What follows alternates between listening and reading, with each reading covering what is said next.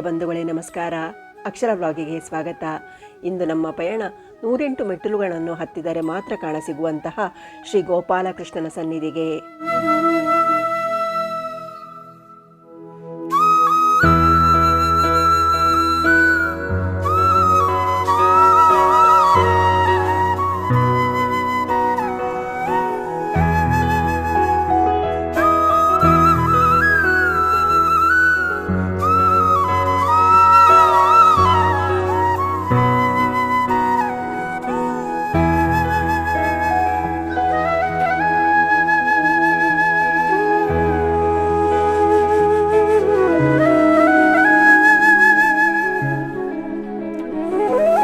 ಈ ಕ್ಷೇತ್ರವು ಮಂಗಳೂರಿನಿಂದ ಸುಮಾರು 5.1 ಕಿಲೋಮೀಟರ್ ದೂರವಿರುವ ಶಕ್ತಿನಗರ ಎಂಬಲ್ಲಿದೆ.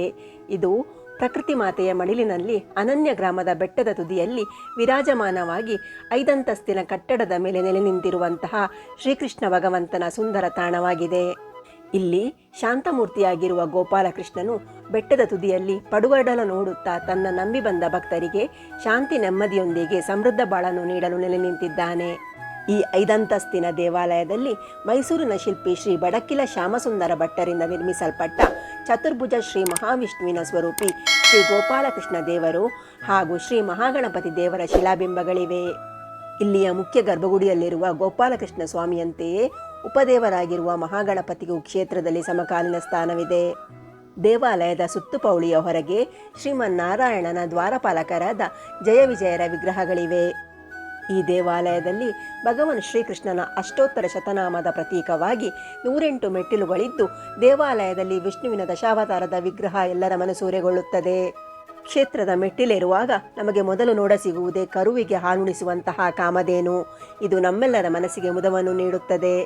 ಭಕ್ತರ ಶ್ರದ್ಧಾಭಕ್ತಿಯ ಕೇಂದ್ರವಾಗಿರುವ ಈ ಕ್ಷೇತ್ರವು ವಿಶೇಷವಾದ ವಾಸ್ತುವಿನ್ಯಾಸ ಹೊಂದಿದ್ದು, ಅನ್ನಮಯ, ಪ್ರಾಣಮಯ, ಮನೋಮಯ, ವಿಜ್ಞಾನಮಯ, ಆನಂದಮಯ ಎಂಬ ಪಂಚಕೋಶ ತತ್ವಗಳನ್ನು ಪ್ರತಿನಿಧಿಸಿ ನಿರ್ಮಾಣವಾಗಿದೆ. ಇಲ್ಲಿಯ ಪ್ರಧಾನ ದೇವರಾದ ಗೋಪಾಲಕೃಷ್ಣನು ಕೊಳಲನ್ನು ಹಿಡಿಯುವ ಬದಲು ಶಂಖ ಚಕ್ರ ಗದಾ ಪದ್ಮಧಾರಿಯಾಗಿ ಗುರುವಾಯೂರಿನಲ್ಲಿರುವ ಮೂರ್ತಿಯ ಪ್ರತೀಕವಾಗಿದೆ. ಗೋಪ್ರತಿಮೆಯು ಪಾಣಿಪೀಠದ ಕೆಳಗಡೆ ಇದ್ದು ತ್ರಿಕಾಲವು ಪೂಜೆ ಪಡೆಯುತ್ತಿರುವ ಮುದ್ದು ಕೃಷ್ಣನನ್ನು ನೋಡುವಾಗ ಸಿಗುವ ಆನಂದವೇ ಬೇರೆ. ಪ್ರಸ್ತುತ ಗೋಪಾಲಕೃಷ್ಣ ನೆಲೆ ನಿಂತಿರುವ ಭೂಮಿಯು ಮೊದಲು ನಾಗರ ಭೂಮಿಯಾಗಿದ್ದು, ನಾಗರಕ್ತೇಶ್ವರಿ ನೆಲೆ ನಿಂತಿದ್ದಂತಹ ಪುಣ್ಯಭೂಮಿ ಇದಾಗಿತ್ತು ಎನ್ನುವ ಪ್ರತೀತಿ ಇದೆ. ಬರೀ ಬೆಟ್ಟಗುಡ್ಡಗಳಿಂದ ತುಂಬಿದ್ದ ಈ ಜಾಗವು ಯಾರೂ ಬಾರದ ದುರ್ಗಮ ಸ್ಥಳವಾಗಿತ್ತು. ಕಾಲಕ್ರಮೇಣ ಕೆಲವು ದೋಷಗಳು ಕಂಡುಬಂದಾಗ ಸ್ಥಳ ಪ್ರಶ್ನೆಯಲ್ಲಿ ತಿಳಿದು ಬಂದಂತೆ ಯಾರೋ ಒಬ್ಬ ಪುಣ್ಯಾತ್ಮರು ಈ ಸ್ಥಳದಲ್ಲಿ ಗೋಪಾಲಕೃಷ್ಣ ದೇವಸ್ಥಾನ ಮಾಡುವುದಾಗಿ ಸಂಕಲ್ಪ ಮಾಡಿದ್ದರಂತೆ. ಈಗ ಅದಕ್ಕೆ ಕಾಲ ಕೂಡಿ ಬಂದಿದ್ದು ಕೂಡಲೇ ಶ್ರೀಕೃಷ್ಣನ ದೇವಾಲಯವನ್ನು ನಿರ್ಮಾಣ ಮಾಡಬೇಕು ಎಂದು ಕಂಡುಬಂತು. ದೇಗುಲದ ನಿರ್ಮಾಣ ಕಾರ್ಯವು ಆರಂಭಗೊಂಡು ವೃದ್ಧಿಯಾಗುತ್ತಿದ್ದಂತೆ ಇಡೀ ಪರಿಸರವೇ ಬದಲಾಯಿತು. ಯಾರೂ ವಾಸ ಮಾಡಲು ಬಯಸದ ಜಾಗಕ್ಕೆ ಊರಿನ ಪರ ಊರಿನ ಮಂದಿ ಸಾಲು ಸಾಲಾಗಿ ಬಂದು ನೆಲೆ ನಿಲ್ಲುವಂತಾಯಿತು. ಮೌಲ್ಯವೇ ಇಲ್ಲದ ಜಾಗಕ್ಕೆ ಚಿನ್ನದ ಬೆಲೆ ಬಂತು. ಅಷ್ಟೇ ಅಲ್ಲದೆ ಇಲ್ಲಿ ಅನೇಕ ಚಮತ್ಕಾರಗಳು ನಡೆಯಲಾರಂಭಿಸಿದವು. ಇಲ್ಲಿ ಬಂದು ಬೇಡಿದೊಡನೆ ಉದ್ಯೋಗಾಭಿಕಾಂಕ್ಷಿಗಳಿಗೆ ಉದ್ಯೋಗ ಲಭಿಸಿತು. ಇಲ್ಲಿಯ ಗೋಪಾಲಕೃಷ್ಣ ಸ್ವಾಮಿಯ ಕಾರಣೀಕದ ಶಕ್ತಿಯಿಂದ ಕಳೆದು ಹೋದ ಭಕ್ತರ ಅಮೂಲ್ಯವಾದ ವಸ್ತುಗಳು ದೊರಕಲಾರಂಭಿಸಿದವು. ಅನೇಕ ವಿಧವಾದ ಕಷ್ಟ ನಷ್ಟಗಳು ನಿವಾರಣೆಯಾಗಿ ಭಗವಂತನ ದರ್ಶನಕ್ಕೆ 108 ಮೆಟ್ಟಿಲೇರಿ ಭಕ್ತರು ಆಗಾಗ ಬರುವಂತಾಯಿತು. ಅಷ್ಟೇ ಅಲ್ಲದೆ ಗೋಹತ್ಯಾ ದೋಷ, ಗೋಶಾಪ ಪರಿಹರಿಸುವಂತಹ ಶಕ್ತಿಯು ಇಲ್ಲಿಯ ಗೋಪಾಲಕೃಷ್ಣನಿಗಿದೆ. ಮಂಗಳೂರಿನ ಕಡೆ ಬಂದಾಗ ಇಂತಹ ಅದ್ಭುತ ಶಕ್ತಿ ಇರುವ ಶ್ರೀ ಗೋಪಾಲಕೃಷ್ಣ ಸ್ವಾಮಿಯ ದರ್ಶನ ಭಾಗ್ಯವನ್ನು ಪಡೆದು ಕೃತಾರ್ಥರಾಗಿ.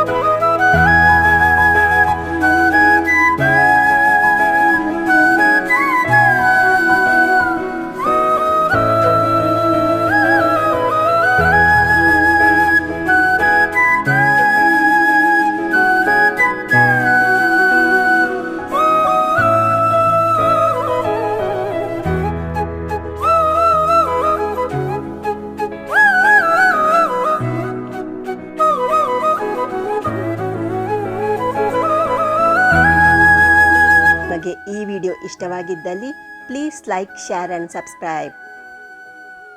ಧನ್ಯವಾದಗಳು.